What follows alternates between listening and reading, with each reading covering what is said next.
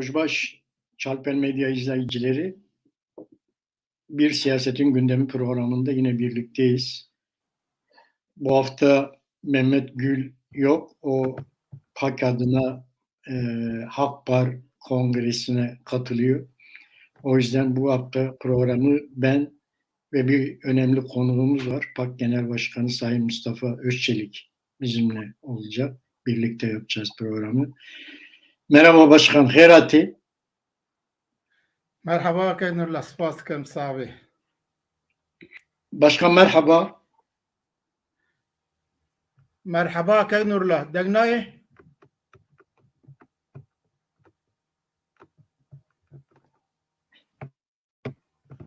Keynurla?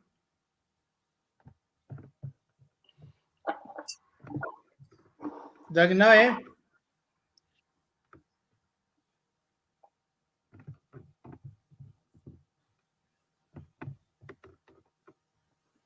Bu hafta Genel Başkan'la birlikte, Genel Başkan'dan daha doğrusu haftanın önemli olaylarını... Sesiniz geliyor Başkan. Ses geliyor, sizin sesiniz geliyor. Benim sesim geliyor mu? Evet, şu anda var. Tamam. Tamam, sorun yok. Bu hafta Genel Başkan haftanın önemli olaylarını Genel Başkan'a soracağız. Ondan Genel Başkan'ın yorumlarını almaya çalışacağız. Bu hafta tabii Türkiye'nin her zaman gündemi çok yoğun. Hep yoğun bir gündemle karşınızda oluyoruz. Mesela geçen haftayı kısaca bir size özetlemeye çalışayım. Bir defa ABD'nin Rojava ile ilgili DSG'nin kontrolündeki bölgelerde yönelik yaptırımların kısmen kaldırılması açıklaması var ABD'nin. Bu çok önemli bir açıklamaydı. ABD, DSG'nin kontrolündeki bölgede tarım, inşaat, finans sektörü ve buna benzer 12 iş kolunda dış kaynaklı yatırımlara izin vereceğini açıkladı. Ve bu konuda da Türkiye'nin onayını, Türkiye ve bölge devletlerinin onayını aldığını söyledi. Önemli bir açıklamaydı bu ABD tarafından yapılan. Yine Türk siyasetinde bu Özdalga ile Soylu arasında bir tartışma vardı. Burada en çok ilgimi çeken konu Özdalga'na Soylu Özdalga'ya sen istihbarat elemanısın dedi, istihbaratçısın dedi. Özdalga da ona cevap verdi. Ben dedi devletin yazılı emriyle yurt içinde ve yurt dışında bazı operasyonları yönettim dedi Özdalga. Bu Türkiye'de ilk defa oluyor. Bir partinin genel başkanı devletin yazılı emriyle yurt içi operasyonları yönettiğini söylüyor. Ve nedense bu cevap Türkiye basınında, Türkiye'deki yazılı ve görsel basında çok konuşulmadı. Ama önemli, bence benim de önemli gördüğüm bir konuydu bu konu. Sonra Demirtaş ve PKK'den gelen arka arkaya ve eş zamanlı bir açıklamalar vardı. Onlar da Türkiye'nin çok gündemine oturdu. Daha sonra CHP İstanbul İl Başkanlığı Yargıtay'ın mahkumiyet ve siyaset yasağı kararını, daha önceki mahkemenin kararını onaması vardı. Bu da Türkiye'de en çok konuşulan bir konuydu. En sonunda, haftanın sonunda da işte Kılıçdaroğlu'nun Sadat'ın binasına yaptığı bir çıkarmaydı. Sadat'ın binasının önüne gitti ve Sadat'ın binasının önünde bazı açıklamalarda bulundu. Tabii gündeme getirdiği konuda seçim güvenliği meselesiydi. Bu da önemli bir gelişmeydi Türkiye'deki bu hafta konuşulan konular arasında. Tabii biz başkanla daha çok Kürdistan'ın gündemini konuşmaya çalışacağız. Biliyorsun başkan, bu Havar dergisinin 15 Mayıs 1932'de Latin harfleriyle yayınlanmasının yıl dönümü bugün. Türkiye'de de bununla ilgili bazı gruplar bu günü Türkiye'de dil bayramı olarak kutluyorlar. Ne dersiniz bu konuyla ilgili başkanım? Öncelikle size ve Çarpel Medya'nın emektarlarına teşekkür ediyorum bu program için ve bizi izleyenlere de saygı ve selamlarımı sunuyorum. Evet, 15 Mayıs 1932 yılında yayınlanan ilk Latin harfleriyle Kürtçe dergi olan Havar dergisi elbette ki Kürt dili için ve Kürdistan gazetecilik tarihi için, Kürt milli bilinci için çok önemli bir başlangıçtır. Tabii Havar dergisinin o çıkış tarihini 15 Mayıs'ı daha sonra KNK, Kongre Netevi Kürdistan 2006 yılında Dil Bayramı olarak ilan etti. Doğrusu Dil Bayramı denilmesi bir boyutuyla biraz abartılı bir söylemdir. Bir de Latin harfleriyle bir dergi yayınlanmıştır. Örneğin Güney Kürdistan'da, Doğu Kürdistan'da, Rojava Kürdistan'da Arap harfleriyle Kürtçe yayın yapılmaktadır. Bu anlamda yani biraz daha geniş düşünmek lazım. Biz Kürt dili için yapılan ve yapılacak her türlü çalışmayı destekleyeceğiz, içindeyiz, içinde olacağız. Ama kavramları da özünden koparmamak lazım. Biz bugünü de yani Havar dergisinin çıkış yıl dönümünü de Kürtler açısından önemli bir mesaj olarak değerlendirmek istiyoruz. Ve bu vesileyle şunu söylemek gerekiyor. Elbette ki bugün belli isimlerle de olsa kutlanabilir. Biz bu konularda bizce dil bayramı olarak değil de Kürt Dil Günü ve başka bir isimle bu değerlendirilebilir, kutlanabilir.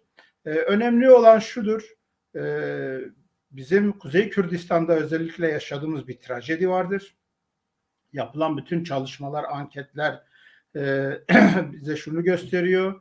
25 milyonu aşkın Türkiye ve Kuzey Kürdistan'da yaşayan Kürt nüfusunun yarısı Kürtçe bilmiyor. Yani yapılan ön çalışmalar, değerlendirmeler bunu gösteriyor ve Kürtçe konuşabilenlerin de çok cılız bir kesimi Kürtçe okuma yazma biliyor. Şimdi bu bir trajedidir ve Türkiye Devleti'nin 99 yıllık siyasetinin bir ürünüdür.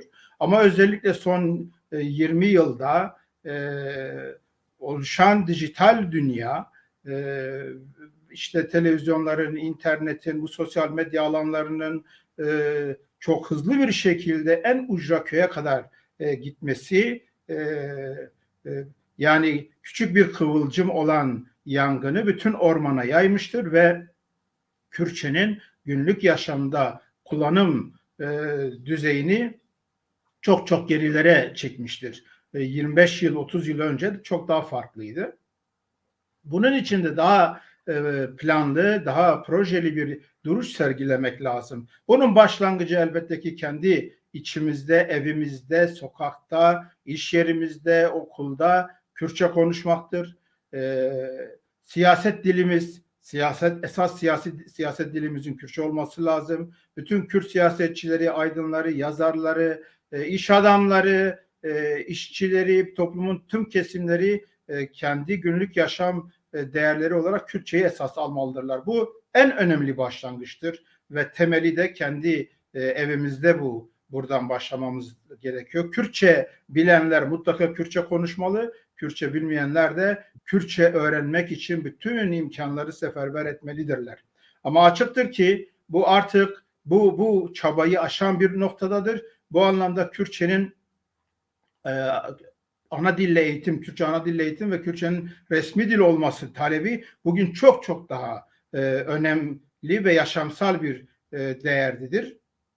Biz burada yoğunlaşmalıyız. Kurumsal anlamda toplumumuza bu kapıyı açabilmeliyiz. Bunun için de çaba içinde olmalıyız. Türkiye Devleti'ne yönelik olarak Kürtler güçlerini birleştirmelidirler. Bu büyük yangını söndürmenin en önemli başlangıcı yolu budur. Elbette Kürtçe seçmeli dersen hani yetmez ama evet diyoruz. Onu da destekleyeceğiz ama Kürtçe ana dil eğitim ve Kürtçe resmi dil olması ve bunun anayasal güvencelere kavuşturulması çabası, talebi bugün meşru ve yaşamsal önemdedir. Kürtlerin bu konuda el ele vermeleri lazım ve elbette ki bu konularda kendimizi de eleştirebilmeliyiz. Bakın Kürtçenin resmi dil olması ve ana dille eğitim için bir imza kampanyası başlatılmıştı. Platforma Zumanu Kürdi ve Tora Zumanu Çanda Kürdi tarafından ve bizlerin hepimizin desteğiyle.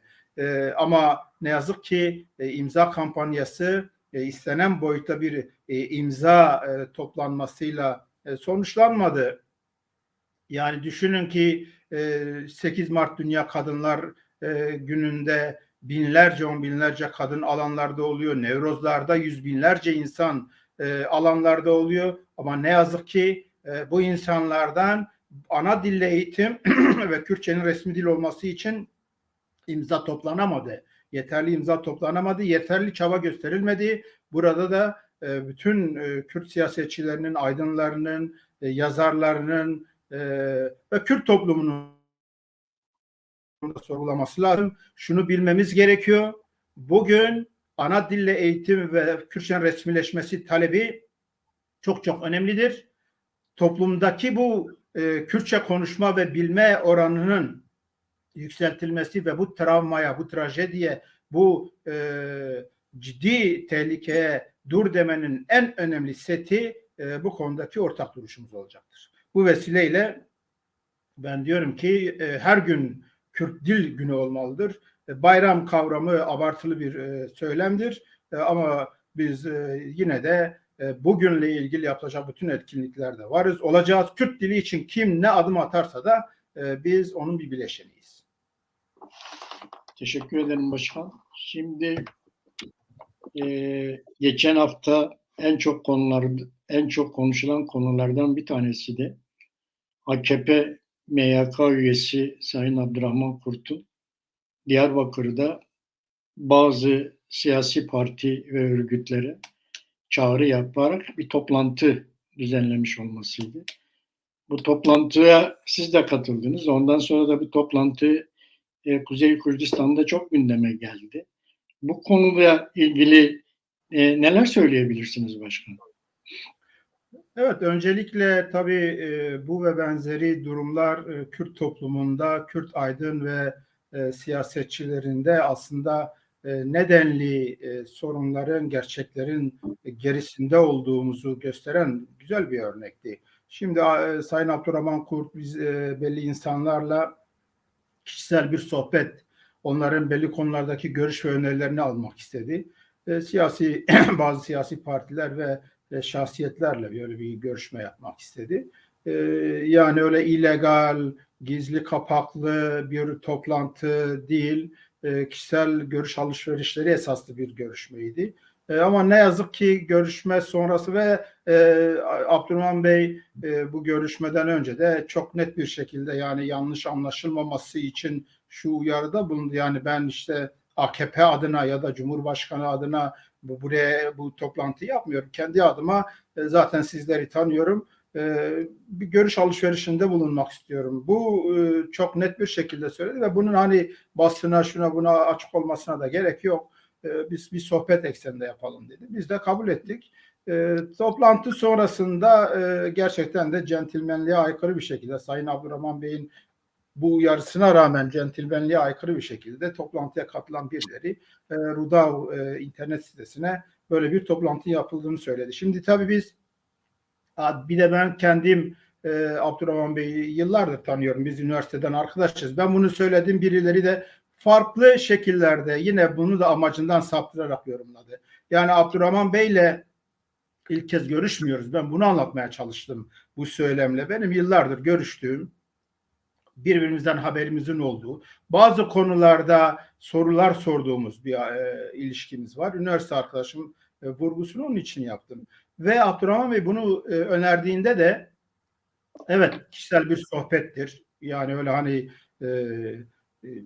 siyasal düzeyde tarafların bir araya geldiği bir toplantı değil, bir sohbet olacak. Buna rağmen ben PAK Genel Başkanı olarak kendi parti meclisime bu bilgiyi verdim. Vermekle de zaten yükümlü hiçbir gizli kapaklı iş yapmıyoruz. PAK olarak bütün bilgilerimizi kendi içimizde arkadaşlarımızla paylaşıyoruz ve hatta Abdurrahman Bey'le de konuştuk. Yani benle beraber bir arkadaşımızın da, bir genel başkan yardımcımızla beraber biz gittik. Bunu da prensip olarak bunun böyle doğru olduğu inancıyla bunu yaptık. Toplantıya katıldık. Tabii toplantı yani konusunda sadece bir sohbet toplantısı olduğu için herhangi bir yerde bir açıklamaya gerek yok konusunda bir mütabakatımız vardı. Dediğimiz gibi toplantıya katılan birileri bilemiyoruz. Rudav'a toplantıyla ilgili bilgi vermişti. Rudav da bu konuda eksik bir tutum gösterdi. Yani eğer böyle birileri böyle bir şey söylüyorsa öncelikle Abdurrahman Bey'den ve orada ismi geçen insanlardan sorulmalıydı. Böyle bir toplantıdan bahsediliyor. Var mı yok mu nedir? Bu yapılmadan habere dönüştürüldü.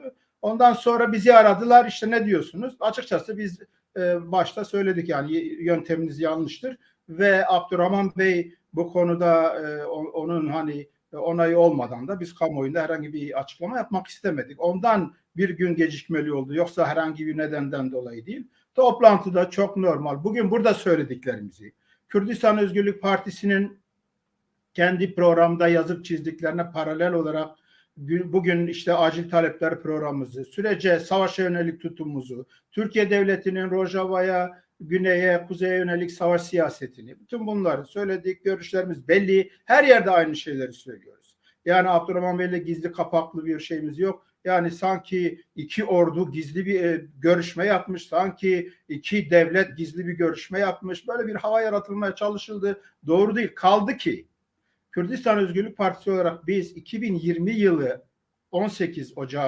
Ekim'inde ikinci kongremizde bir karar aldık. Dedi ki bugünkü acil talepler, Kürtlerin acil talepleri etrafında bir geniş Kürt toplumuna hitaben bir çalışma başlatmak gerekiyor. Ve bu eksende AK Parti, CHP, DEVA Parti, Gelecek Parti, bütün partilerle işte daha sonrasında HDP, Hüdapar ve bütün partilerle biz görüşeceğiz. Özellikle devleti yöneten ve muhalefet olan devleti yönetmeye aday partilerle bu taleplerimizi paylaşacağız. Biz Kürt milletinin bir temsilcisi olarak kendimizi görüyoruz ve bugün bunlar yapılmalıdır belgesiyle biz zaten böyle bir kararımız vardı ve resmi olarak pandemiden dolayı biraz gecikmeli oldu. 2021 yılında AK Parti, CHP, DEVA Parti, Gelecek Parti'den biz görüşme talebinde bulunmuşuz. Resmi olarak bulunmuşuz. Yani düşünün ki bir parti AK Parti Genel Başkanı'ndan, Cumhurbaşkanı'ndan resmi bir görüşme talebinde bulunuyorsa niye gitsin bir partinin üyesiyle gizli bir görüşme yapsın? Niye böyle bir ihtiyaç duysun? Çünkü bizim böyle bir şeyimiz yok. Ama gerçekten de bazı insanlar hani mal bulmuş mağripli edasıyla mesela yaklaştılar.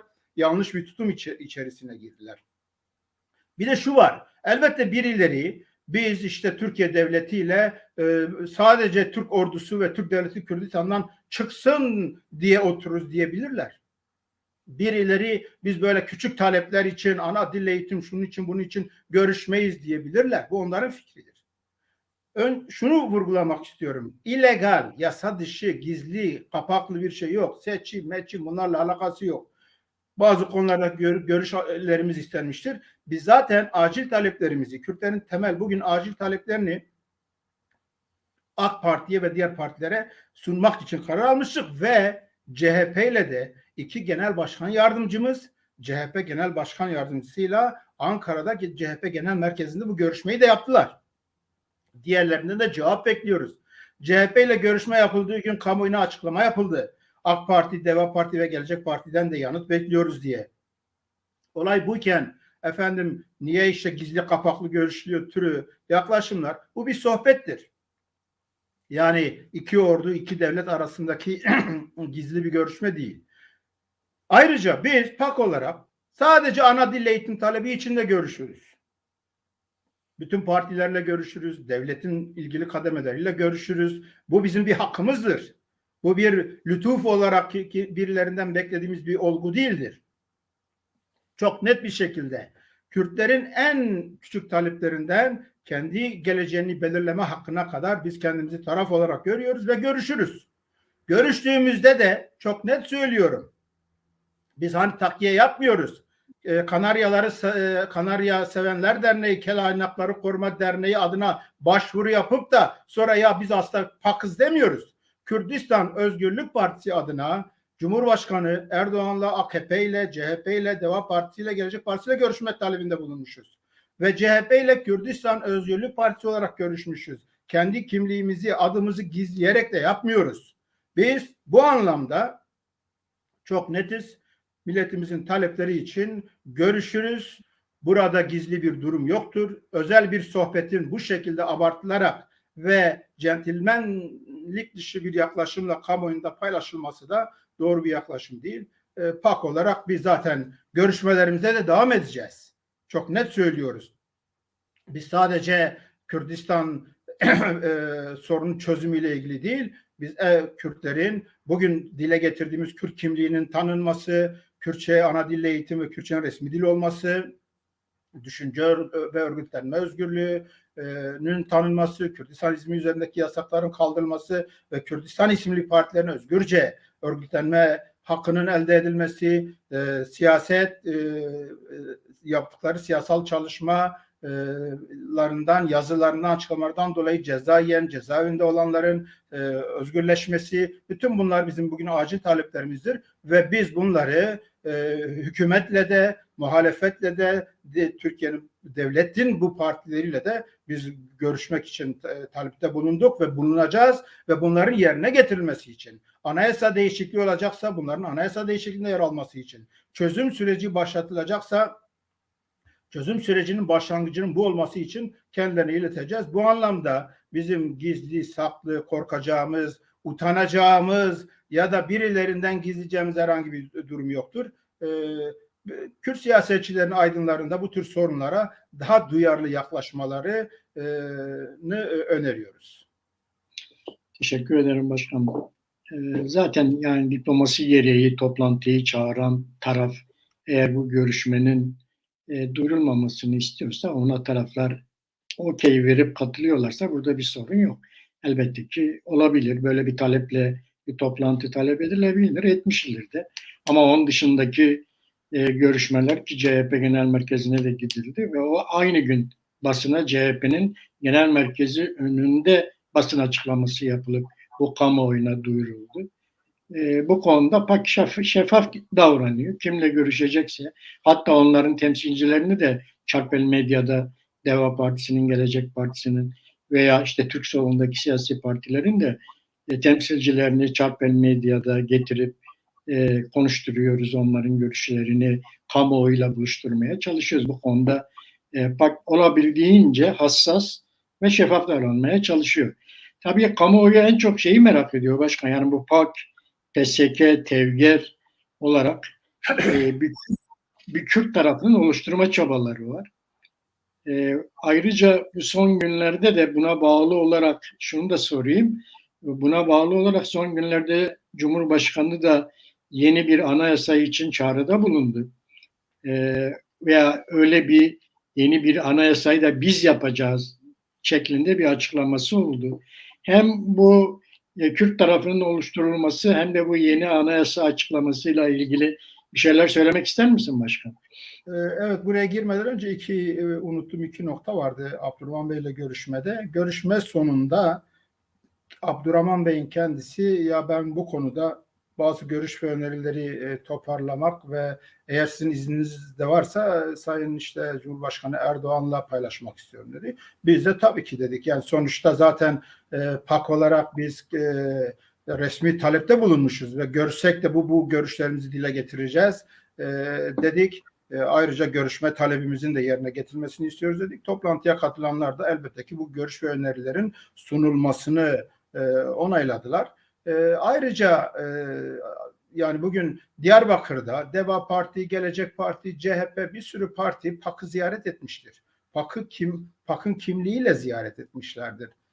Bu konularda da gerçekten amacını aşan değerlendirmeler var. Kürdistan Özgürlük Partisi Anayasa Mahkemesi'nde de PAK'ı savunuyor, kendi kimliğini, programını savunuyor. Cumhurbaşkanına da gitse, CHP'ye de gitse, herhangi bir toplantıya da gitse, herhangi bir görüşmeye de gitse kendi ismi ve kimliğiyle bu duruşunu sergiliyor ve biz bundan da gurur duyuyoruz. Gelelim yani tabii şu anda başlarken de siz bir sürü konulardan bahsettiniz gündemin yoğunluğu itibariyle. Evet biz PAK, PSK ve TDK-TEVGER olarak birkaç aydır Kürtlerin acil talepleri etrafında Kürt toplumunun Kürt ve Kürdistan toplumunun en geniş siyasal kesimleri, sivil toplum kuruluşları ve şahsiyetlerin bu talepler etrafında bir araya gelmeleri için bir girişim başlattık. Birçok siyasal çevre ve grupla görüştük. Diyarbakır'da, Mardin'de, Van'da, işte programımızda var, Urfa'da birçok kesimle görüştük.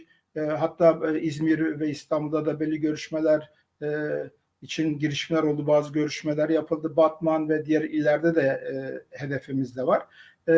Bu çalışmanın ana amacı şu. Bugün Kürtlerin temel acil talepleri ekseninde Kürt toplumunun en geniş kesimini bir araya getirip bir taraf olabilmektir. Anayasa tartışmaları yapılıyor. İşte bahsettiniz. AKP, Erdoğan şu anda işte anayasa değişikliği ihtiyacından bahsediyor. Diğer partiler 6 parti ittifak olarak güçlendirilmiş parlamenter sistem adı altında bir anayasal çalışması yapıyor. Şimdi böylesi bir süreçte mevcut anayasa var, uygulanmayan anayasa var. Bu bile uygulanmıyor. Şimdi böylesi bir ortamda biz Kürtler olarak biz de tarafız diyebilmeliyiz. Hem anayasa tartışmalarında tarafız, hem halkımızın en temel dil sorunu, özgürlük sorunu, kendi kimliğini ifade edebilme sorunu, bu konularda bu talebi en güçlü bir şekilde topluma yayabilmek ve ortak bir duruş sergilemek için bu çalışmayı başlattık. Çalışmanın aslında Kürt toplumunun derinlerinden gelen bir istemin, bir ihtiyacın dışa vurumu olduğunu son araştırmalar net olarak gösteriyor. Bakın 99 yıldır Türkiye Devleti'nin yarattığı bütün bu inkar, asimilasyon, imha, cezaevi, işkence, sürgün, tehdit, terör, bütün bunlara rağmen yapılan son bir araştırma şunu gösteriyor. Kürtlerin %78'i 80'e yakını Kürtçe ana dille eğitim talebinde bulunuyor. Bakın aslında bunun reali %90'ları aşar. Yani bazı insanlar görüş bile belirtmekten belki çekiniyor olabilirler. Kürtler kimliklerinin tanınmasını istiyor. İşte biz Kürt toplumunun derinlerinden gelen bu sesi bir güce dönüştürmek istedik ve acil talepler programı etrafında bir Kürt tarafını yaratma çalışmasını başlattık. Çalışma pozitiftir, bir bütün olarak olumlu bir yaklaşım söz konusudur. Biz elbette ki Kürt tarafının oluşumuyla beraber tabii ki bu taleplerin Türkiye toplumunda da destekçileri olduğunu biliyoruz. Destekçi yaratmamız gerektiğini biliyoruz ve bu konuda Türkiye toplumuna da gideceğiz. Türkiye toplumunda kendisini Türkiye'li parti olarak ifade eden herkese gideceğiz. Öncelikle işte HDP kendi Türkiye'li parti diyor, Hüdapar diyor. Türkiye sol kesimleri var, belli partiler var. Bunlara gideceğiz. Daha sonra Kürt tarafı olarak Türkiye Devleti'nin iktidarı ve muhalefetiyle partileri olan işte AK Parti, CHP, İYİ Parti, DEVA, Saadet ve diğer partilere gideceğiz.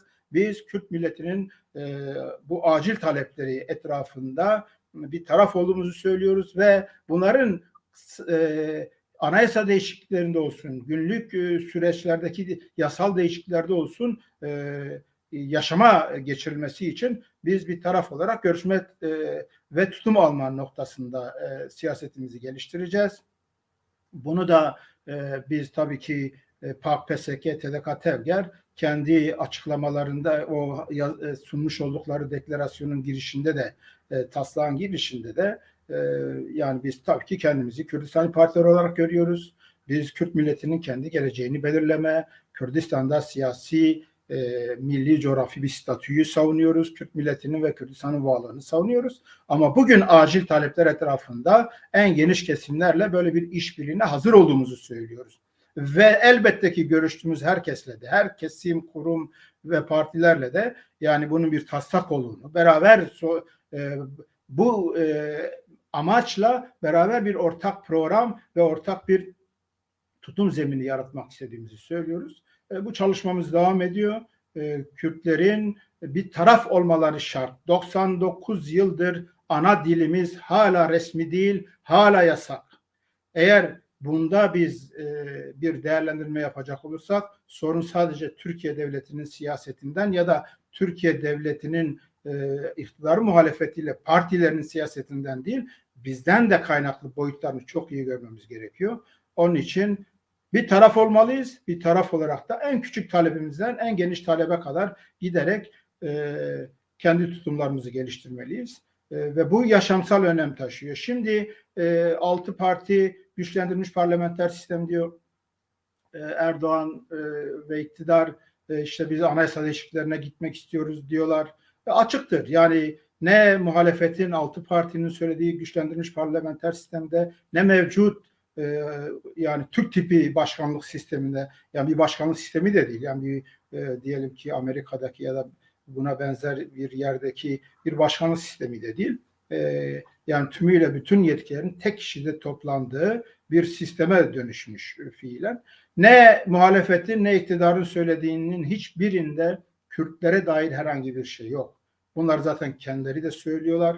Yani düşünün ki Kürt kimliğinin tanınması ve Kürtçe ana dille eğitim ve Kürtçe'nin resmi olması talebi bile ne muhalefette var, daha doğrusu değişim programlarında yok, ne iktidarda söz konusu. Neden böyle rahat davranıyorlar? Çünkü Kürtler bir taraf olarak çıkıp bunlar olmazsa biz yokuz, biz bu oyunları bozarız ya da biz bu konularda bütün meşru, sivil, demokratik, siyasi haklarımızı, mücadelemizi geliştiririz konusunda ortak bir ses geliştirmiyorlar. Binlerce insan, Kürt insanı ölmüş, öldürülmüş, milyonlarca insan göç ettirilmiş, köyler yakılmış, boşaltılmış, şehirler yakılmış, harap edilmiş ama sonuçta dilimiz yasak ve anayasal, yasal güvencelere sahip bir ana dil eğitim ya da bir resmiyet yok. Bu temelde biz bir taraf olmalıyız ve bu taraf olarak anayasa tartışmalarında da kendi gücümüzü gösterebilmeliyiz. Siz anayasaya bu talepleri koymadığınız sürece bizlerden bu hiçbir konuda oy alamazsınız. Ya da siz bunları yapmadığınız sürece biz Kürt milleti olarak sizin bu yarattığınız anayasanın meşruluğunu zaten kabul etmeyeceğiz. Onun için bizim bir taraf olmamız hem en küçük talebimizin kazanılması, hem anayasa değişikliklerinden hem de Kürtlerin bir taraf olarak bir araya gelme ruh halinin yaratılması, ortak tutumun sağlanması anlamında tarihsel öneme sahip bir girişimdir diye düşünüyoruz. Teşekkürler başkan. Zaten bu yeterince anlaşıldı sanırım kamuoyunda. Yani belli bir Kürt tarafının oluşması gerekiyor ve gerçekten Kürtlerin taleplerini toplumsallaştırması gerekiyor. Toplumun bir isteği haline getirmesi gerekiyor. Bu üç partinin işte yaptığı çalışma hem STK'larla hem siyasi partilerle hem de Türk tarafıyla yapılan görüşmeler bunun topluma mal edilmesi, toplumsallaştırılması konusunda önemli adımlardır. Bu tür çalışmalar diğer parçalarda da oldu daha önce. İşte Güney'de de çoğu zaman masaya oturulduğu zaman talepler dile getirildi. Doğu'da da Doğu Kürdistan'da da oturulduğu zaman talepler dile getirildi. Türkiye'de de, Kuzey Kürdistan'da da elbette Kürdistanların acil taleplerinin toplumsallaştırılması, toplumsal bir talep hale getirilmesi ve bunun dayatılması gerekiyordu. Bu da önemli bir adım. Kamuoyu tarafından da zaten dikkatle izleniyor. Yalnız bu arada başkan bu çalışmaları yaparken tabii Türkiye'deki siyaset daha çok bu Suriye'den göçenlerle ilgili bir göçmenler tartışması yaşıyor. İşte en sonunda Erdoğan bir ara işte biz 1 milyon göçmeni göndereceğiz gibisinden bir açıklama yaptı. Sonra geri aldı, sonra bir daha açıkladı falan. Böyle Türkiye'de bir şey oluyor. Bu konularda göçmenler konusunda bir tartışmadır gidiyor. Tabii bu Rojava Kürdistan'ına yönelik bir Türk siyaseti var. Bu konuda neler söyleyebilirsiniz başkanım? Şimdi Türkiye'nin Rojava'ya dönük siyasetini aslında hiç başka bir yerlerde aramaya gerek yok. Erdoğan'ın geçmişte dile getirdiği bir ifade vardı. Biz Kuzey Irak'ta yapılan hatayı Kuzey Suriye'de tekrarlamayacağız. Bizce bugün Türkiye Devleti'nin Kürdistan'ın diğer parçalarına yönelik siyasetinin anahtar söylemidir. Yani Türkiye Devleti Kuzey Irak denilen Güney Kürdistan'da işte federe bir yapının, bir hak kazanımının, bir statünün oluşmasını engelleyemedi. Erdoğan bunu söylemek istiyor. Biz bunu engelleyemedik ama biz Kuzey Suriye'de yani Rojava Kürdistan'ında Kürtlerin bir siyasi, milli, coğrafi bir statü elde etmelerini engelleyeceğiz. İşte Türkiye Devleti'nin Rojava Kürdistan'ına yönelik siyasetinin ana parametresi budur. Elbette ki bu parametre, her parametrenin kendisine bulabileceği bir takım zeminler, daha uygun zeminler vardır. Buradaki en önemli zemin, Türkiye Devleti'nin bu şekilde rahat davranmasını sağlayan en önemli zemin, birincisi Rojava Kürdistan'ında Kürtlerin birlikte ortak bir yönetim oluşturma ve ortak bir duruş sergileme yönünde bugüne kadar bir sonuç elde etmemiş olmaları, bu Türkiye'nin bu saldırılarına, işgallerine ve bu siyasetine çok elverişli bir zemin yaratıyor. Ayrıca Rusya ve Amerika'nın bölgesel denge hesapları da bu işte önemli bir faktördür. Afrin'e Rusya yol verdi, Grespi ve Serekani'ye de Amerika yol verdi. Ayrıca şunu da görmemiz gerekiyor. Şu anda Türkiye Cumhuriyeti Devleti'nin Rojava Kürdistan'ın önemli bir kesimde yarattığı işgal ve işte bu şimdi bahsettiğiniz mültecileri geri gönderme planları, yani işte 1 milyona yakın insanın büyük bir çoğunluğu Rojava Kürdistan'ın topraklarına yerleştirilmek isteniyor. Bütün bunları aslında Esad rejimi de istiyor. Yani Esad kendi ulaşamadığı yerlere, biliyorsunuz 1967'lerde Arap Kemeri planı Esad rejimi tarafından uygulamaya konulmuştu. Kürdistan böyle kemerlerle parçalanarak Arapları yerleştirip Kürdistan'ın kendi iç toprak birliği engellenmeye ve demografisi değiştirilmeye çalışıldı. Şimdi Türkiye'nin yaptığı siyaset tümüyle budur. Yani işgal edilen yerlerde Kürt nüfusu %70-80-90'lardan %20-25'lere indirildi. İnsanlar oradan kaçmak zorunda bırakıldı. Ve şu anda eğer 1 milyon Suriyeli göçmen Suriye'ye yerleştirilecekse bunun büyük çoğunluğu yine Kürdistan'a yerleştirilecek. Oradaki demografi tümüyle değiştirilecek. Yani aslında zimnen Esad rejimiyle Türkiye bu konuda mutabıktırlar. Yani Kürdistan kendi toprak birliğini, Rojava Kürdistan'ı kendi içerisindeki toprak birliğini yitirsin. Kendi demografisi tümüyle değişsin. Bu siyasettir. Bu siyasetlerin de sonu yoktur. Bakın Türkiye Cumhuriyeti Devleti 99 yıldır bu Kürtlere yönelik imha, inkar, asimilasyon siyaseti yürütüyor. Sonuç ortadadır. Kürt milleti ortadan kaldırılmamıştır. Kürtlerin hak alım mücadelesi, özgürlük mücadelesi durdurulamamıştır ve bugünkü dünya konjüktüründe çok daha ciddi imkanlar ortaya çıkmıştır. Biz açık ve net söylüyoruz. Türkiye Devleti bu siyasetine son vermelidir. Rojava Kürdistan'da da, Güney Kürdistan'da da Kürt milletinin, Kürt halkının iradesine saygılı olmalıdır ve Kuzey Kürdistan'da da Kürtlerle barışın ön adımları olan işte bu acil taleplerden başlayarak bir çözüm süreci başlatılmalıdır. Savaşa, saldırılara, askeri operasyonlara son verilmelidir. Bu temelde sorunlar çözülebilir.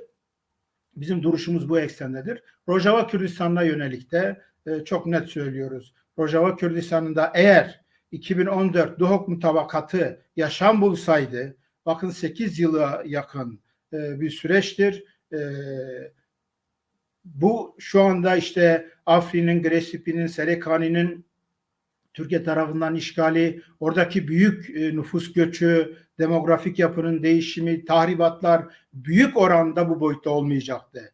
Yani eğer Duhok mutabakatıyla Bütün Kürt partileri Rojava Kürdistan'da siyasi, askeri, ekonomik, diplomatik bir ortak yönetim oluştursalardı, ortak bir sesle hem Esad rejimiyle hem Amerika'yla hem Rusya'yla, Fransa'yla, Türkiye'yle, İran'la herkesle bir taraf olarak duruş sergileselerdi biz inanıyoruz ki durum bu halde olmayacaktı. Ve bu anlamda yani tabii ki şu anda işte Reberiya Hoser olarak ağırlıkla PYD'nin denetiminde olan bir fiili bir yapılanma var ve Doğuk mutabakatının uygulanmaması yönünde de ciddi bir pratik söz konusu. İnsanlar tutuklanıyor, partiler yasaklanıyor, gözaltına alınıyor, ofisler yapılıyor. Yani bunun sorumluluğu elbette ki orayı ben yönetiyorum diyenlerdedir. Biz çok net söylüyoruz. Her şeye rağmen bugün bile eğer bir yerden başlansa PYNK ve ENKS gerçekten de Doğuk mutabakatını esas alarak Güney Kürdistan yönetiminin de desteğiyle Amerika ve Fransa'nın da gözetiminde bir araya gelirlerse bugün bile hani zaman geçmiş değildir. Bir yerde dur denilir ve Kürtlerin Rojava Kürdistan'da kendi hak ve özgürlüklerini kazanmaları ve giderek orada bir siyasal milli statü zemini yaratmaları mümkündür. Türkiye Devleti'nin göçmenleri oraya gönderme siyaseti de Arap kemeri planının farklı bir şekilde uygulanması ve Erdoğan da dediği gibi Kuzey Irak'taki hatayı Kuzey Suriye'de tekrarlamama girişimidir ve burada PYD'nin, PKK'nin oradaki yanlışları da Türkiye Devleti'nin bu siyasetine daha uygun bir zemin yaratıyor. Bu gidişlere dur demenin ilk adımı Doğuk mutabakatı ekseninde Rojava Kürdistan'da ortak bir otoritenin oluşturulmasıdır. Teşekkürler başkan. Evet, Rojava'da bunlar yaşanıyor.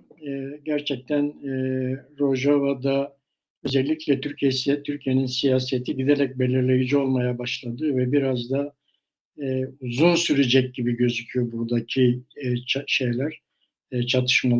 Tabii bir Rojava'da bunlar yaşanırken Irak ordusu, güneyde de bazı şeyler yaşanmaya başladı bu ara. Değişik olaylar oluyor. İşte Irak ordusu 2 Mayıs günü Şengal'e büyük bir askeri güç gönderdi. YBŞ ile Irak ordusu arasında bazı çatışmalar yaşandı. Şu anda durmuş gibi gözüküyor ama bu çatışmalar yaşandı. Şengal'de neler oluyor? Bir de İran ve Türkiye'nin güneye saldırıları, PKK'nın Barzaniler ve KDP ihanet içindedirler söylemi var. Tüm bunları değerlendirebilir misiniz başkan? Evet, şimdi tabii Şengal kendi özgünlükleri olan bir coğrafya. Ezidi Kürt kardeşlerimizin yoğunluklu olarak yaşadıkları bir şehirdir. Şengal ile ilgili tabii ki süreci çok detaylarına girmeden şöyle bir ele almak lazım. Şengal Kürdistan toprağıdır. Öncelikle bu tespitten yola çıkmak lazım. Şengal coğrafik olarak, tarihi olarak, nüfus olarak Kürdistan toprağıdır. Ve Şengal ile ilgili aslında Şengal halkının 25 Eylül 2017 referandumunda sergilemiş oldukları bağımsızlık referandumuna evet demeleri büyük bir çoğunlukla, yani %90'lara yakın bir katılım, %90'ları aşan bir evet oyuyla Şengal halkı bağımsızlığa evet dedi. Şengal'de bağımsızlığa evet oy oranı ve katılımı Hevler'den, Süleymaniye'den, Doğuk'tan ve Halepçe'den daha yüksekti. Bunu görmek lazım. Yani bütün dünya referandum yapılmasın diyor. Bağdat ben yakarım yıkarım diyor, kabul etmem diyor. İran, Türkiye zaten işin içinde ve bu engellemek için bütün siyasetleri, uygulamaları gerçekleştiriyor. Çok büyük bir baskı var ve düşünün ki Şengal halkı ki Kürdistan bölgesel yönetiminin denetiminde de değil. Yani Bağdat fiilen 140. madde kapsamındadır. Fiilen Bağdat resmi olarak Bağdat'a bağlı. Buna rağmen Şengal halkı bağımsızlığa evet dedi. Bu büyük ve onurlu bir duruştur. Bu iradeyi görmek lazım. En son 10 Ekim 2021'de Irak parlamento seçimleri yapıldı. Irak parlamento seçimlerinde 3 milletvekili Şengal'den Bağdat parlamentosuna gönderiliyordu. Üçünü de KDP kazandı. Şengal halkı yine burada, yani Kürdistan eksenli bir duruş sergiliyor. KDP temsilcilerini oraya göndermeleri de bunu gösteriyor ve düşünün, hatırlayın, YBŞ adaylarını KDP'nin adaylarını Şengal'e bile sokmadı. Propaganda ve çalışma için. Buna rağmen Şengal halkı bu iradeyi gösterdi. Şimdi Şengal halkının %80'i Şengal'in dışında. Yani işte bir sürü yaşanan DAEŞ'in saldırıları, daha sonra Haçlı Şabi, bir sürü nedenden dolayı Şengal'in dışında. Şengal fiilen 2017 bağımsız referandumundan sonra Haçlı Şabi tarafından ve aslında Irak ordusu tarafından yönetiliyor. Haçlı Şabi Irak ordusunun bir parçasıdır. Yani resmi olarak Irak ordusunun değil de Irak devletinin ikinci ordusu gibidir ve resmi olarak bir ordu muamelesi görüyor. Bütün maaşlar, ihtiyaçlar, lojistik, silah, güç Irak devleti tarafından sağlanıyor. Ve Haçlı Şabi Şengal'i yönetiyor. YBŞ'e 2014 yılında DAEŞ'in saldırısından sonra işte PKK, PYD tarafından hem Şengal'deki Kürt Ezidi Kürtlerden hem de Rojava'da bazı bir kısım Ezidi Kürt'ün katılımıyla YBŞ, yani Şengal direniş güçleri Yekineyen Berhodana Şingali oluşturuldu PKK tarafından, PKK ve PYD tarafından. Haçlı Şabi 2017'de Şengal'i bir daha işgal ettikten sonra YBŞ'de Haçlı Şabi'ye katıldı.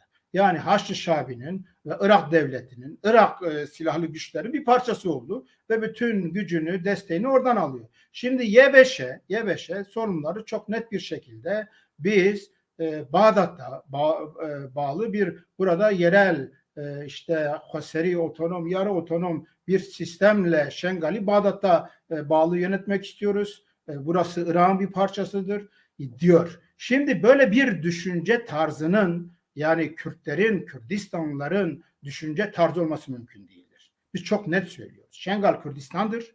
Şengal halkı referandumda da son seçimlerde de oranın Kürdistan olduğunu kendi iradesiyle belirlemiştir. Bu anlamda YBŞ'nin şu anda Haçlı Şabi'nin bir bileşeni olan YBŞ'nin işte Kürdistan halkının iradesinin orada oluşturulmamasına yönelik Haçlı Şabi, Irak devleti, Türkiye ve İran devletlerinin siyasetlerine aslında onların bir parçası haline gelmiş durumdadır. Türkiye devleti de, Irak devleti de, İran'da Şengal'in Kürdistan bölgesinin bir parçası olmasını istemiyorlar. Çok nettir. Ve bunun olmaması için de her şey yapılıyor. YBŞ de tam da bu siyasete uygun davranıyor ve biliyorsunuz 2020 yılında Bağdat'la Hevler arasında Birleşmiş Milletler gözetiminde bir Şengal protokolü imzalandı. Bu protokole göre işte YBŞ, Haçlı ve benzeri bütün silahlı güçler Şengal'den çekilecek. Şengal'e 2500 Şengallik polis yerleştirilecek ve normalizasyon süreci başlatılacak. Maalesef 2020'den bu yana ne Bağdat hükümeti ne Birleşmiş Milletler bu kararın arkasında durmadı. Ama en son işte 2 Mayıs'ta Irak ordusu oraya bir müdahalede bulundu. Irak ordusunun müdahalesi de yani sonuçta gördük, YBŞ hala belki belli yerlerde şehir dışına çıkarılmış ama YBŞ hala orada, Haçlı Şabi hala orada. Yani öyle söylendiği gibi bir sonuç da elde edilmedi. Açıkçası Irak ordusu da, Bağdat'ta, Türkiye'de, İran'da ve YBŞ'de, Haçlı Şabi'nin bir parçası olan YBŞ'de Şengal'in Kürdistan olmasını istemiyor ve Şengal halkının demokratik meşru iradesini de yok sayıyorlar. Bu anlamda her Kürt ve Kürdistanlı bu konuda net tutum sergilemelidir. Biz Şengal halkının Güney Kürdistan Parlamentosu, Başkanlığı Hükümeti ve peşmergelerinin denetimindeki bir Kürdistan yönetimi altında yaşamalarını ama kendi özgünlükleriyle kendileri yönetmelerini, yerel idarelerini sağlamalarını savunuyoruz PAK olarak ve biz bunu da öneriyoruz. Ama Şengal'i Bağdat'ta Irak'a bağlamak, Şengali Haçlı Şavi adlı aslında Irak ve İran'ın işgalci gücü olan bir güçle onun içinde yer alarak Şengali'yi bir kez daha işgal ettirmek bu kesinlikle kabul edilemez. Bunun Kürt ve Kürdistan'ı bir tarafı yoktur. Yazıktır. Kürt kamuoyu burada yanıltılıyor. Bunu görmemiz gerekiyor. Bu konuda da bütün kuzeyli, güneyli, doğulu ve güneybatılı Kürtlerin duyarlı olmaları gerekiyor.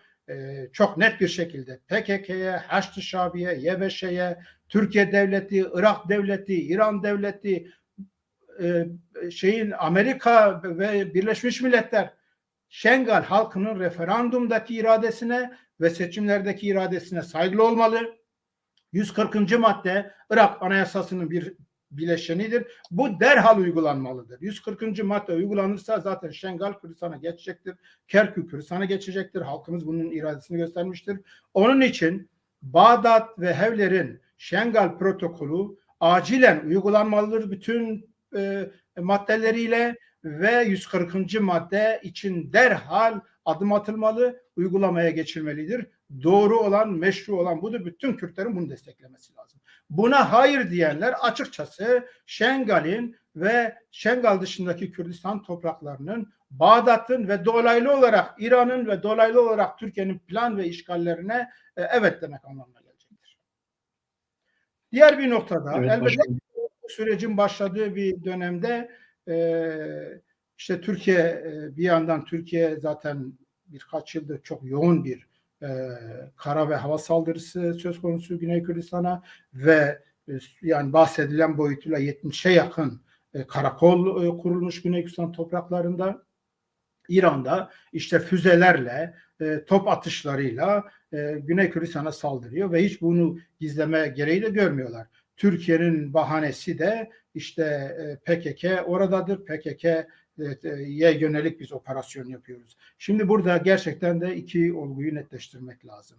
Birincisi Türkiye devleti nasıl ki biz Kuzey Irak'ta yapılan hatayı Kuzey Suriye'de tekrarlamayacağız derken ve referandum döneminde kopardığı kıyametleri hatırlarsak Türkiye devleti Güney Kürdistan'da mevcut federe statünün de federe statüyü içine sindiremediğini itiraf etti zaten.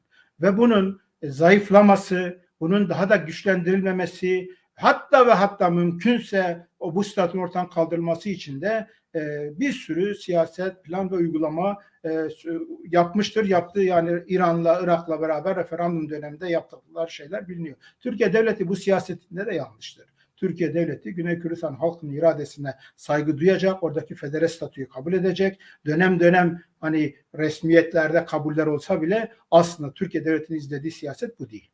Bir boyutu bu ve bu anlamda yani oradaki askeri saldırıları, orada karakol kurulması yani bugün Güney Kürdistan'ın sınır kısmının bir bölümü, önemli bir bölümü Şırnak ve Hakkari gibi işte Türkiye devletinin karakollerinin oluşturulduğu bir bölgeye dönüştürülmüş.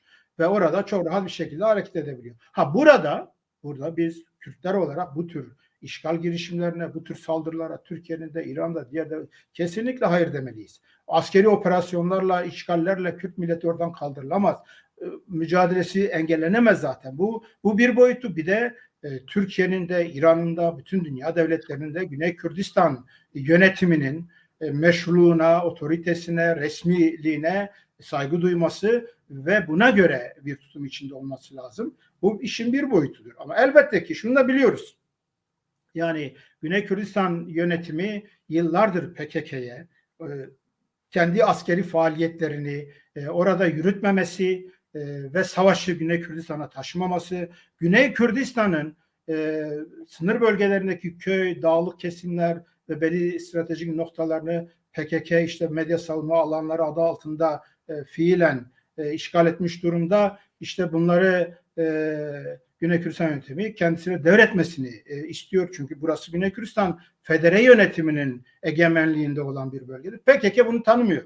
PKK 1993'teydi bu çatışmalardan sonra 93 müydü? Yok 90'lar. 95-96 tam tarihini hatırlamıyorum. O zaman Osman Öcalan başkanlığında bir PKK heyeti Güney Kürdistan hükümetiyle, o zaman Fuat Masum, rahmetli Doktor Roş, Nuri Şaves ve Kürdistan hükümeti heyetiyle resmen protokol yapıp o bölgede bütünüyle Güney Kürdistan hükümetinin iradesine tabi olacağını kabul etmişti. Şimdi daha sonra bu uygulamada gerçekleştirilmedi. Bugün Güney Kürdistan hükümeti de çok net bir şekilde diyor ki burası benim otoritemdedir. Benim varlığıma saygı duyacaksın, kararlarıma saygı duyacaksın ve savaşı buradan uzaklaştır diyor. Burası savaş bölgesi haline getiremezsin. Şimdi PKK bunu tanımıyor. Ya bunu tanımayan PKK elbette ki Kuzey Kürdistan'da da bir savaş yok. PKK şu anda zaten Kuzey Kürdistan'da savaşın zemini kalmamış. Yani sosyolojik, stratejik, askeri bir sürü boyuttan dolayı Kuzey Kürdistan'da dağlarda zaten savaşın zemini kalmamış. PKK bunu yitirmiş. Şehirlerde de herhangi bir siyaseti yok bu yönde. Ve biz zaten PAK olarak kesinlikle Kuzey Kürdistan'da şiddette savaşa hayır diyoruz. Zemin siyasal, demokratik, sivil mücadele için uygundur ve bunu güçlendirelim diyoruz. PKK Hendek savaşlarında zaten bunu ciddi bir şekilde tahrip etti. Türkiye devletinin siyasetine güzel bir zemin hazırladı. Türkiye Kürtlere büyük darbe vurdu. Şimdi Güney Kürdistan'da tekrarlanıyor. Güney Kürdistan'daki PKK savaşı oraya sürüklemiş ve ciddi bir tahribat var. Köyler yakılıyor, işgal ediliyor, karakoller kuruluyor. Güney Kürdistan hükümetinin orada otorite sağlaması engelleniyor. Buna kesinlikle hayır diyoruz. PKK'nın zaten izlemiş olduğu siyaset tarzı itibariyle de savaş yürütmesine gerekiyor. Hani demokratik cumhuriyet, işte biz Türkiye devletini demokratikleştireceğiz, ortak vatan, demokratik ulus ve benzeri söylemler PKK, HDP bir sürü kesim tarafından savunuluyor. Bunlar için de zaten savaşa gerek yok. Ayrıca bu savaşın Kürt halkına zarar verdiğini görmemek için gerçekten de artık bütünüyle körelmiş olmak lazım. Biz çok net söylüyoruz. PKK Güney Kürdistan hükümetinin iradesine saygılı olmak zorundadır. PKK oradaki otoriteyi ve kararları kabul etmek durumundadır. Savaşı oradan çekmek zorundadır ve savaşa son vermelidir. Bakın en büyük anahtar bu. Kuzey Kürdistan'da savaş yürütemiyorsun ve savaş yürütmene şu aşamada. Niye güneyde savaşıyorsun? Ne güneyde ne kuzeyde. Savaşa gerek yok. Savaş durdurulmalıdır. PKK silahları susturmalıdır. Ne güneyi ne kuzeyi bu anlamda tahrip edecek zeminlere dönüştürmemelidir. Türkiye devleti bundan büyük bir fırsat yakalıyor. Türkiye devleti Güney Kürdistan'a yönelik stratejisinde PKK'yı önemli bir argüman olarak kullanıyor. Saldırılar için bir zemin olarak kullanıyor.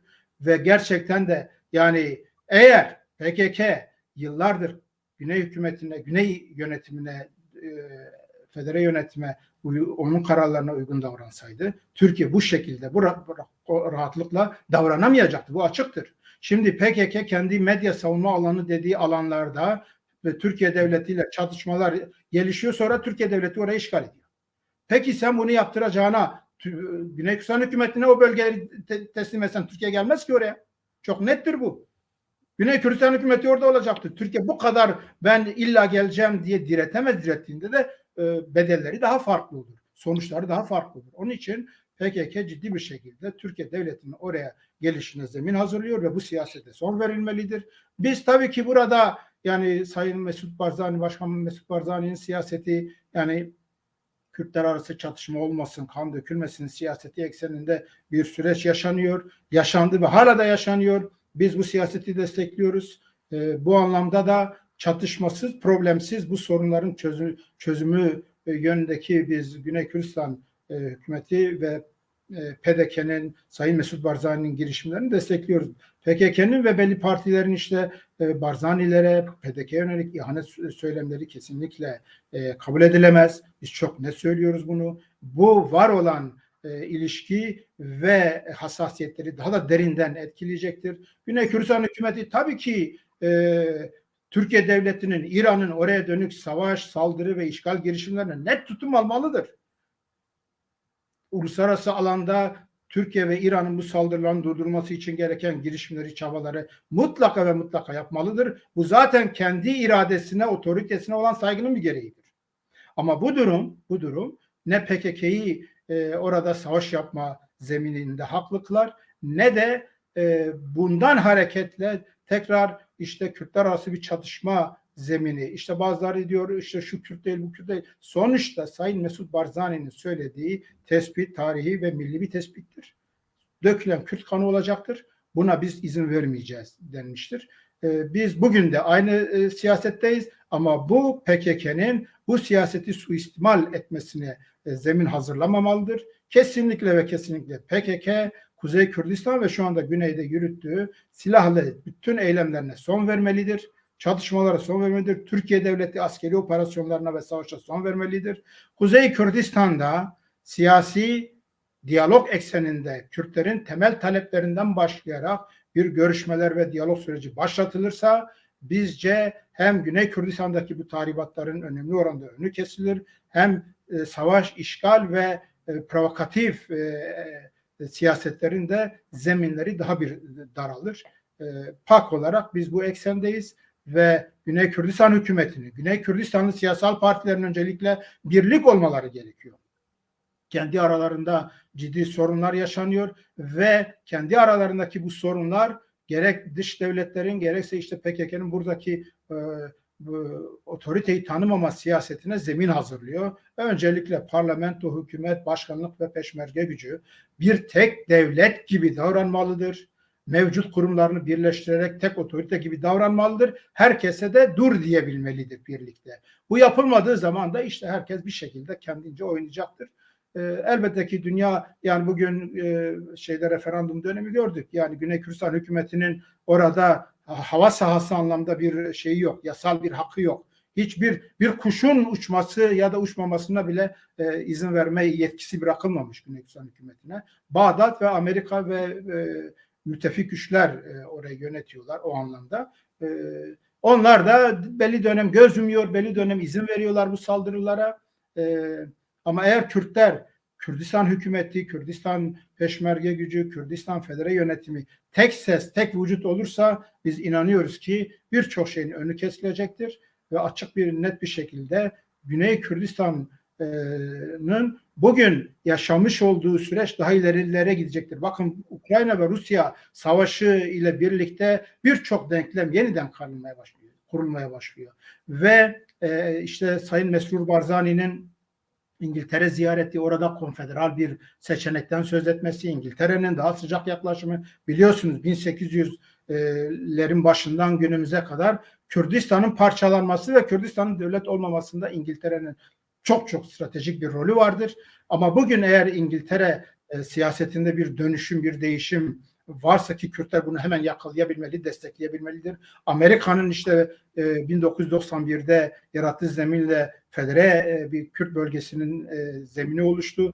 Eğer bugün Kürtler akılcı ama birlikte bir siyaset izlerlerse Amerika ile, İngiltere ile, dünya devletleriyle koordinasyon halinde ve elbette ki yani sonuçta Rusya'ya da düşmanlık ya da birine düşmanlık değil, Kürtlerin birilerine düşmanlık etme şeyi yok. Ama denklemi kuran devletler, ana devletler olarak Amerika, İngiltere, Fransa ile iyi bir ilişkiyle bu Rusya ve Ukrayna arasındaki savaş sonrası oluşan doğalgaz, petrol krizi ve bunu yaratabileceği sonuçlardan yararlanabilir ve konfederal ve bağımsız devlet zemini çok daha güçlüdür. İşte Türkiye'nin, İran'ın saldırıları, bu denli işte tartışmaların yaşanması, hatta PKK'nın son dönemlerde yaptığı açıklamalar, işte biz NATO bilmem Amerika ve diğer NATO ülkeleri, Avrupa ülkeleri buradan doğal gazı, petrolü satmak istiyor, biz buna engel olacağız gibi söylemler zaten Kürdistan'ı siyasette bir ilgisi yoktur. Bu konularda çok net tutum almak durumundayız.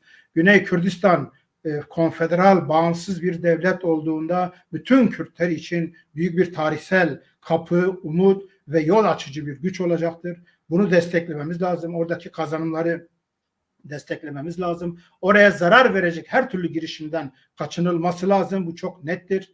Bunun için Türkiye Devleti'nin, İran'ın açık ve gizli siyasetlerinin farklı bir parametreyle uygulanmasına yol verilmemelidir, izin verilmemelidir. Oluşan konjektür birlikte bir Kürdistan federe yönetiminin buradan konfederal ya da bağımsız devlete gitme zeminini, kapısını ciddi bir şekilde açıyor. Bunu engellemeye çalışanları da biz Kürdistanlılar hayır diyebilmeliyiz. Ve öncelikle Güneyliler buna kendileri hayır diyebilmelidir.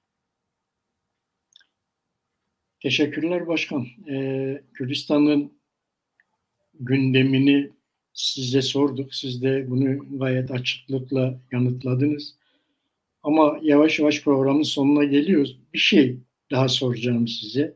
Şimdi PAK Parti Meclisi 2021 yılında Güney Kürdistan'da federe kazanımların korunması için Kürdistan Bölge Başkanlığı, Parlamento ve Sayın Barzani'ye bir çağrıda bulunmuştu. Ve onların inisiyatifiyle 4 parçada tüm Kürt partiler arasında bir danışma toplantısı yapılmasını istemişti. Parti meclisinin kararıydı bu 2021'de. Siz de bunu kamuoyuna açıklamıştınız. Bu çağrı tekrar güncellenebilir mi başkan? Ne dersiniz?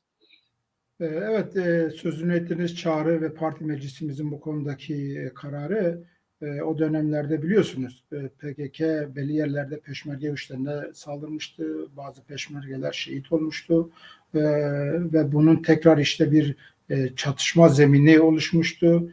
Sayın yine Başkan Sayın Mesut Barzani durun demişti, çatışma zemini yaratmayın demişti kendi güçlerine, peşmerge güçlerine. Şimdi o atmosfer içerisinde biz bu çağrıyı yaptık. Şunu dedik. Biz 4 parça Kürtler olarak bir araya gelelim. Bu ve benzer sorunlarda ortak bir koordinasyon, ortak bir kültür yaratalım, bir duruş sergileyelim. Aslında bugün de aynı süreçteyiz. Tabii ki bunu yapacak olan, organize edecek olan Güney Kürdistan hükümeti, parlamentosu ya da başkanlığıdır. Belki hatta onlar resmi devlet kurumları olarak değil de Güney Kürdistan'da diyelim Başkan Sayın Mesut Barzani burada bir inisiyatif alır. Bütün Kürt partilerini, 4 parçadaki Kürdistani partileri çağırır ve bu partilerle yani bu tür sorunlar konusunda işte Güney Kürdistan'da ki kazanımı, Rojava'daki kazanımı ya da işte diğer yerlerdeki tehlikelere karşı ortak tutumu oluşturmak için bir danışma toplantısı yapılabilir. Ama tabii ki gerçekçi olmak lazım. Şu anda Güney Kürdistan'da biliyorsunuz yani gerek Cumhurbaşkanlığı meselesi gerek diğer meselelerle ilgili aralar yani bir iç ittifak, işbirlik zemini yok. Rojava Kürdistan'ında PNK ve NKS arasında başlayan işte ittifak görüşmeleri şu anda donmuş durumda. Bu anlamda da yani belki bu zemin çok güçlü değil. Tabii ki bizim önerdiğimiz bir ulusal kongre değil. Zaten ulusal kongre ayrı bir tartışmadır. Ulusal kongreye de farklı anlamlar yüklendi. Belki bunu ayrı bir programda değerlendirmek lazım. Yani her Kürdistan parçasının içinden geçtiği süreç farklıdır. Her Kürdistan parçasının önüne koyduğu öncelikli ve stratejik yaklaşımlar bugün için farklıdır. Hepsinde tabii ki Kürt milletinin kendi geleceğini belirleme hakkı esas alınıyor. Ama kimisinde farklı süreçlerden geçiyor. Bu anlamda özellikle Güney Kürdistan Federe Devleti'nin resmi statüsü bölge Türkiye, İran ve Suriye ile de yarı devlet düzeyinde bir ilişkiyi getiriyor. Farklı bir parametre oluşmuştur. Onun için hani ulusal kongreyi böyle 4 parça Kürdistan'ın bağımsızlığını oluşturacak bir otorite olarak değerlendirmek doğru değildir diye düşünüyoruz. Biz şu aşamada, o ayrı bir değerlendirmedir, o yapılabilir. Ama ulusal bir koordinasyon, 4 parça Kürtler arasında bir koordinasyon lazım. Bu koordinasyon işte iç çatışmaları önlemek, belli kazanımlara sahip çıkmak, belli kazanımları öne çıkarmak, Kürt diline herkesin sahip çıkmasını sağlamak ve desteklemek ve benzeri bu tür konuların ortak değerlerine sahip çıkıp desteklemek, bu anlamda bir koordinasyona ihtiyaç vardır elbette ki. Tabii burada bir noktayı daha dile getirmek istiyorum. Yani işte Kürdistanilik ekseni çoğu kez tartışılıyor. Biliyorsunuz geçenlerde Sayın Selahattin Demirtaş cezaevinden bir tweet atmıştı. Yani daha doğrusu bir gazeteye bir demeç vermişti. Orada işte Türkiye ortak vatanımız, Türkiye, demokratik Türkiye ortak hedefimiz ve Türkiye Cumhuriyeti Devleti, demokratik Türkiye Cumhuriyeti Devleti de ortak amacımızdır diye bir yaklaşımda bulunmuştu. Tabii bu aslında yeni bir şey değil. Yani HDP zaten programında demokratik ulus, ortak vatan, demokratik cumhuriyet diyor.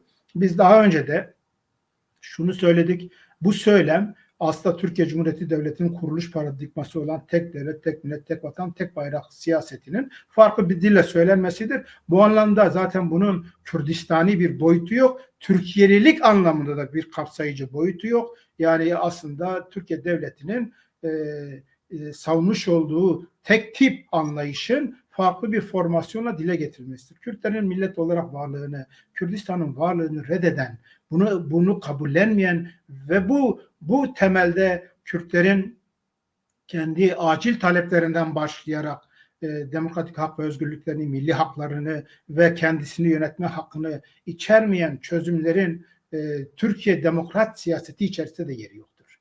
Yani demokrat olmanın bir ölçüsü de bir milleti, onun varlığını, onun haklarını kabul etmektir. Siz bunu programınızda, söylemlerinizde dile getirmiyorsanız elbette ki bu anlamda ciddi bir zemin kayması söz konusu. Sayın Demirtaş cezaevindedir. Sayın Demirtaş'ın cezaevinde olmasını biz cezaevinin tutuklandığı gün protesto ettik. Bugün de protesto ediyoruz. Siyasetlerinden, görüşlerinden, yazdıklarından dolayı cezaevinde olan herkes serbest bırakılmalıdır. Düşünce örgütlerine ve ifade özgürlüğü olmalıdır diyoruz. Ama bu siyaseti benimseme anlamında elbette hiç yorumlanmamalıdır. Ve açıkçası 5-6 milyon Kürt oyu olan bir partinin bu yaklaşım içerisinde davranması tabii ki bunun birçok nedeni yorumlanabilir. Yani işte İmralı, Kandil ve diğer eksenlerdeki siyasetler, Sayın Demirtaş'ın da buna paralel düşünceler içerisine girmesi, görüşmeler yapıldığı söyleniyor. Ama hiçbir görüşme, hiçbir taktik, hiçbir süreç bir milletin varlığını ve onun demokratik hak ve özgürlüğünü, milli haklarını, kendisini yönetme hakkını yok saymayı kesinlikle ve kesinlikle hiç kimseye kabul ettiremez. Bunu doğru bir siyaset olarak gösteremez. 5-6 milyon Kürdün de bunu görmesi lazım. Bu tür şeyler taktik meselesi olamaz. Bu şekilde çıta düşürülmemelidir. Biz bugün acil talepler diyoruz. Buyurun acil talepler için hepimiz el ele verelim. Kürtlerin millet olarak varlığı, Kürdistan ismi üzerindeki yasakların kaldırılması, Kürt dilinin yasal resmi olması ve ana dille eğitim, işte Kürdistan isimli parti, dernek, örgüt ve kurumların yasal olarak rahatça kurulabilmeleri, düşünce örgütlenme özgürlüğü, cezaevlerinin boşaltılması ve benzeri konularda bugün el ele verelim ve bunu yaparken de Kürtlerin varlığını, Kürtlerin ülkesinin varlığını yönelik yasaklara da hayır diyelim. Burada Türkiye ortak vatanımız derseniz elbette ki Kürtler rencide olacaktır. Burada Türkiye Cumhuriyeti işte demokratik bir devlet, hepimizin devletidir derseniz Kürtlerin kendi iradelerini, kendilerini yönetme hakkını reddetmiş olursunuz. Bu anlamda bu siyasetlerin zaten Kürdistan'ı değil, Türkiye'lilik ekseninde bile demokrat Türkiye'li bir siyaset tarzına denk düşmediğini söylüyoruz. Bu eksende HDP'nin yurtsever potansiyeline, Kürdistan halkına biz bu konuda çok net çağrıda bulunuyoruz. Gelin ortak değerler, ortak acil talepler etrafında Kürt milletinin bu haklarının tanınması ve bunun programlara konulması, bunun savunulması ekseninde bir siyasal duruş sergileyelim. Yoksa işte kimisi için ya aslında taktik yapıyor, kimisi için de stratejiktir belli. Bu yaklaşımları biz kabul etmiyoruz. Kürt milleti kendisini hem yönetme hakkına sahiptir, hem örgütlenme hakkına sahiptir, hem kendi ülkesi ve milletinin varlığını eksen alan bir duruş sergileme hakkına sahiptir. Düşünce, örgütlenme, ifade özgürlüğünün ABC'si de buradan başlar. Bu konularda herkesin ortak tutum içinde olması gerekiyor. Bunu böyle flulaştıracak, zedeleyecek siyasetlere hayır diyoruz. Ve bunlar Kürtlere zarar veriyor. 99 yıldır Kürtlerin taraf olarak duruş sergilememeleri büyük zararlar verdi. Şu anda da Kürtlerin oylarını alarak Kürtler adına hareket etmemek de büyük zarar veriyor. Bunu çok net görmemiz lazım. Biz kendimizi gizlemek zorunda değiliz. Bir yandan savaşı, çatışmaları, hendekleri destekleyip bir yandan da Türkiye Cumhuriyeti Demokratikleşsin, ortak vatanımız Türkiye'dir demek Kürtlere bir şey kazandırmıyor. Hem savaşa, bu şiddette Kürt milletinin değerlerini kazanımlarını tahrip eden savaşa ve mevcut şiddete hayır diyoruz. Hem de Kürtler vardır. Millet olarak da buyurun bu demokratik temel taleplerini öne çıkaralım diyoruz. Burasıdır bize çıkış yolu. Çok teşekkürler başkan, katılımınız ve katkılarınız için. Başka bir programda tekrar sizi ağırlamak isteriz. Evet, Çarpel Medya izleyicileri, bir Siyasetin Gündemi programının daha sonuna geldik. Önümüzdeki hafta yeni konuk ve yeni konuklarla yine karşınızda olacağız. Tabii Mehmet Gül bugün Akbar'ın kongresine katılıyor. Onun da kongreyle ilgili görüşlerini alacağız. Hepinize Dembaş. Dembaş Başkan. Teşekkür ediyorum Ketnullah, size de teşekkür ediyorum. Çarpel Medya'nın bütün emektarlarına, yöneticilerine teşekkür ediyorum. Bizi sabırla izleyen herkese saygı ve selamlarımı sunuyor. Teşekkür ediyorum. Dembaş. لزمانê xwe xwedî derkevin. Zamanê hebûna milletekî û îro divê em divê meselê, evet programımız bugün Türkçe. Tabii ki Türkçe programlar da yapacağız. Kürt nüfusunun yarısının Kürtçe bilmediği yerlerde siyaseti de, düşünceyi de biz Türkçe'de vereceğiz ama temel dilimiz Kürtçe olacaktır ve PAK olarak zaten bu konuda çok net bir siyasetimiz vardır. Siyaset dilimiz, parti içi dilimiz, kamuoyuna yönelik dilimiz Kürtçedir ve biz Kürtçe'de de Kurmancı ve Kırmançki, Zazaki'yi birlikte aynı değerde kullanıyoruz, kullanmalıyız, sahiplenmeliyiz. Em li zimanê xwe li her derê xwedî derkevin. Spas. Spas Başkan.